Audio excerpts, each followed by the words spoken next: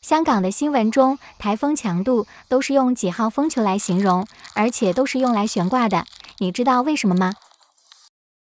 不是我胡吹，香港现在的风球标识就是来自于上海徐家汇天文台。1872年12月1日，徐家汇气象台成立，并是远东第一观象台。1920年制定风球标准，是目前香港风球标准的原型。1931年3月1日起，东亚各国海关所属港口除朝鲜外都以此系统为标识，它也是当代气象预警标识的源头。上海的蓝黄橙红预警以及香港使用的热带气旋警告风球信号都脱胎于此。徐家汇天文台现在被叫做上海中心气象台，在至今150年的历史里始终正常运作。它并不仅是一个景点，也是上海迈向现代文明的关键点。开埠后，既为国际船只提供了准确的航海数据，也帮助这座历来饱受台风灾害的城市化险为夷。或许从那时开始，上海魔都节的神话就此拉开序幕。这一个个白色百叶箱被称作世纪观测站，垂直的2根为最高、最低温度计，横着的2根是干湿球温度计。作为中国唯一的百年气象站，它到底有什么故事呢？打开大门，让我们来看看。入口大厅的地面就是一个巨大的罗盘，指向了32个方位。地面的东南西北指向和现实一致。站在罗盘中心，开口说话会发现声音变响，体会一下建筑穹顶声聚焦的特色。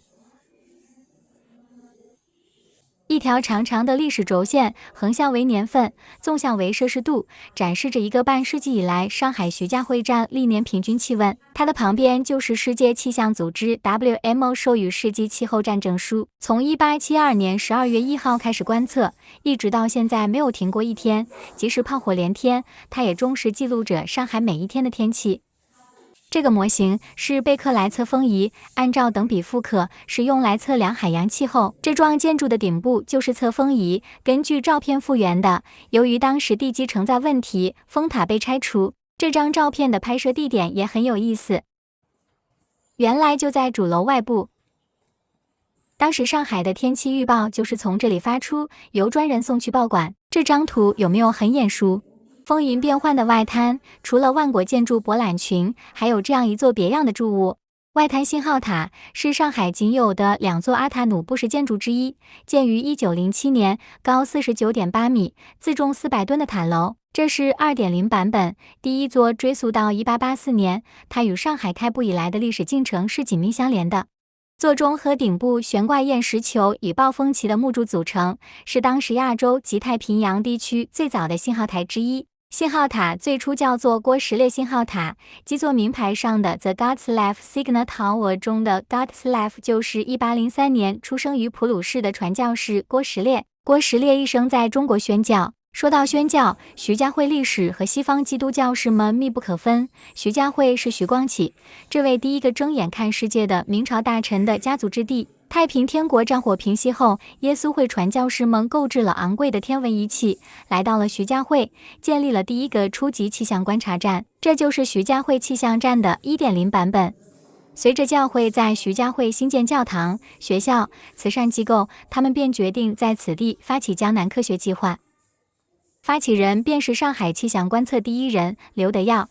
1865年，刘德耀神父携带部分气象仪器来到上海，这为他以后的气象研究打下了物质基础。他被任命为董家渡修道院科学教授，在那里建立了气象观测站，用现代气象测量仪器进行1日3次的观测，一直持续到新的徐家汇观象台开始工作为止。1900年，现在的徐家汇观象台在徐光启墓东、天主堂南、原台址西侧100米处建成一座新台。传教士们于1901年1月1日迁入新址工作。值得一提的是，建筑内部都是这样的圆拱形老式窗，很有英式古堡味道。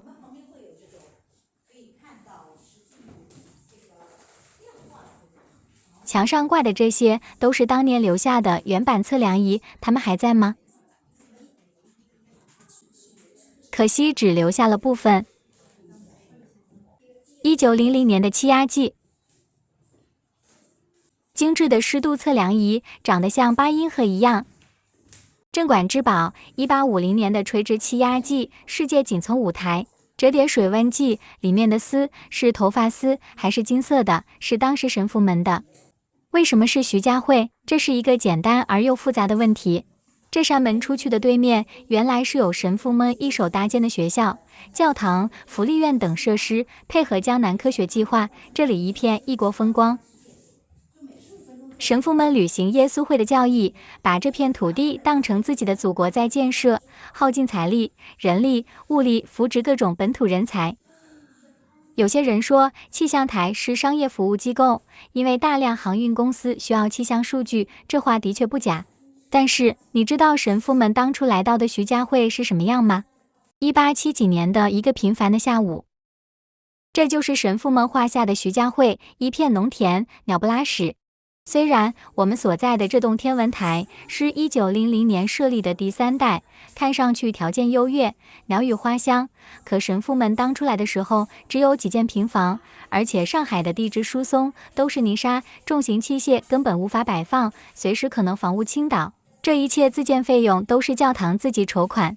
随着气象台名气越来越大，上海的英文报纸开始隔日发表天气观察报告。是的，1870年，上海便有了英文报纸《字林西报》，随之中文报纸上也出现了根据《字林西报》的预报而翻译的中文天气预报。大清朝到底迂腐不迂腐？历史教科书未必全面展现，很难想象。1875年8月3日，上海道台冯屈光曾访问气象台，几天后给会长写了一封感谢信。菲茨罗伊气象计似乎不太出名，是吧？但是风暴屏喜欢科幻的朋友一定听过，这台气象计集合了气压计、温度计和风暴屏3大功能。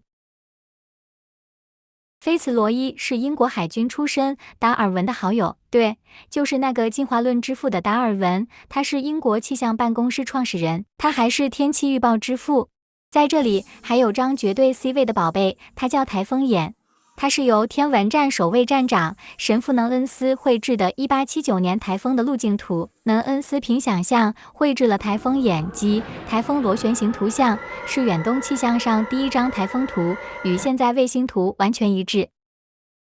徐家汇气象站真的是隐藏在闹市的一座宝藏博物馆，里面的文献、文物都有自己独特的历史记忆。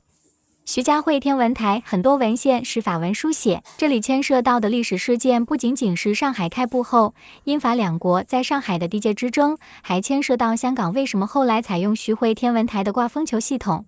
1906年10月6日的英国《泰晤士报》报道，因为英国人主持下的香港天文台长期以来拒绝与由法国人主持的上海徐家汇和菲律宾马尼拉的天文台交换信息，导致1906年9月的一次超强台风侵袭香港，损失巨大。人们注意到，第3任站长劳基勋主持下的徐家汇天文台在经费不足和设备落后的双重困难下，不仅早2周就关注这一台风动向，还在台风来袭前2天发出了台风袭港信号。之后，香港同意气象信息交换，并逐步接轨徐家汇天文台气象预报系统。皇朝直省的于全图由第2任台长蔡尚志参与画成，上方的中文序言也由他写成。地图与现在地图几乎一致，还有精确的地名标识。更值得一提的是，蔡神父还是上海佘山天文台第1任站长，他当年从法国引进了一台天文观测仪，因为徐家汇天文台不能承重，最后搬迁佘山，并运营至今。宝瓶状的楼梯扶手，3层罗马建筑，灰色清水砖墙，红砖装饰窗沿，圆拱券窗。主楼入口大门上方安有法国巴尔惹蒙伯爵夫人马尔泰赠送的大钟，逢客奏乐，御史鸣钟，为周围居民授时。